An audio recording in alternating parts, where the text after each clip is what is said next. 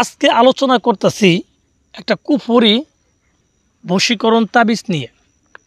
যেই তাবিজটা প্রয়োগ করে আপনি একজন ব্যক্তিকে নিজের গোলাম বানাতে পারবেন, তাকে বাধ্য করতে পারবেন বা নিজের কথা মতো তাকে চলাইতে পারবেন। সে যদি আপনার শত্রু হয়, সে আপনার যদি শত্রুও তার জন্য যদি এই তাবিজটা করেন, সে আপনার বন্ধু হয়ে যাবে, আপনার গোলাম হয়ে যাবে। এক পর্যায়ে তাকে আপনি যা হুকুম করবেন সে তাই পালন করতে বাধ্য হয়ে যাবে।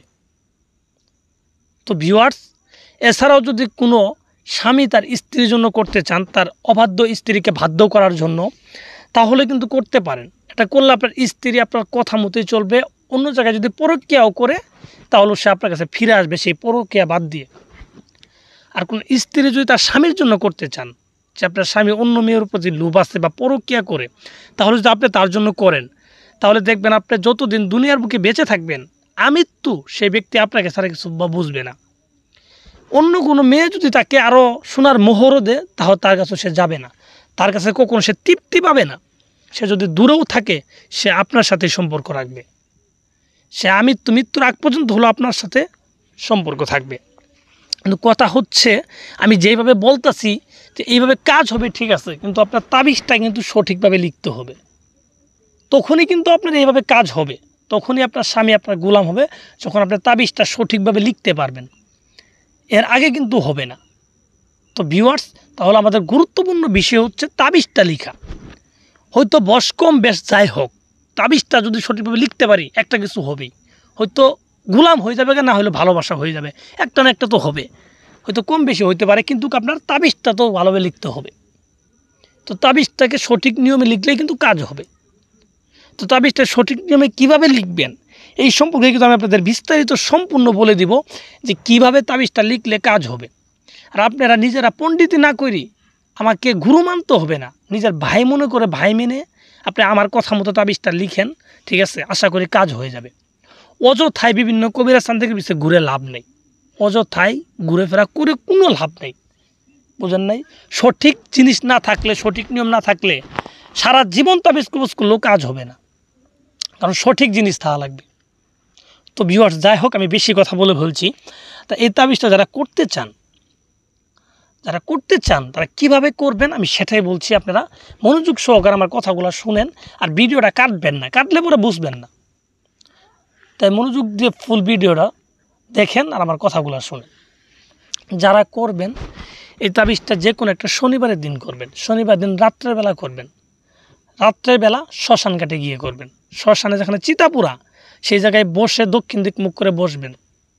বসার পরে মাটি দিয়ে একটা মূর্তি বানাবেন। মাটি দিয়ে একটা, যদি মেয়েকে বস করতে চান মেয়ে মূর্তি, যদি ছেলেকে বস করতে চান ছেলে মূর্তি বানাবেন। ছেলে মূর্তি বানায়, ঠিক আছে, সেই মূর্তির পিঠের দিকে এই তাবিজটা লিখে দিবেন।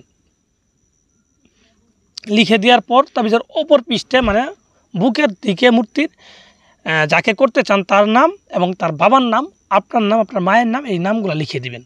সবারই নাম লিখে দিবেন একটা মূর্তির ভিতরে। লিখে দেওয়ার পর এই মূর্তিটার ভিতরে আপনি কামরস দিবেন।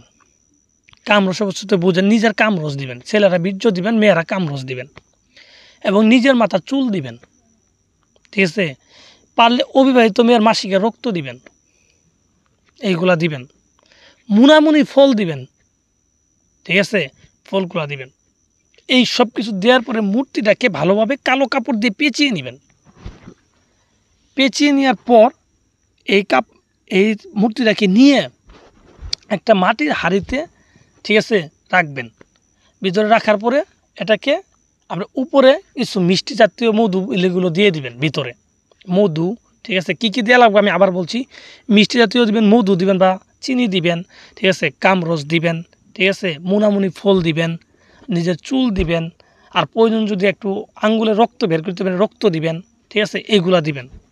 এগুলো দিয়ে ওই মূর্তিটার ভিতরে দিয়ে, একটা মাটির হাড়ির ভিতরে দিয়ে কালো কাপড় দিয়ে পেঁচায়, সুন্দরভাবে পেঁচায় এটাকে আপনি ওই রাত্রের বেলায় একটা নদীতে ভাসায় দিবেন। আর যখন ভাসাবেন দেখবেন কেউ যেন না দেখে। আর এই কাজটা সম্পূর্ণ করতে হবে লোক চক্ষুর আড়ালে, কোনোভাবে কোনো লোক যেন দেখা না যায়।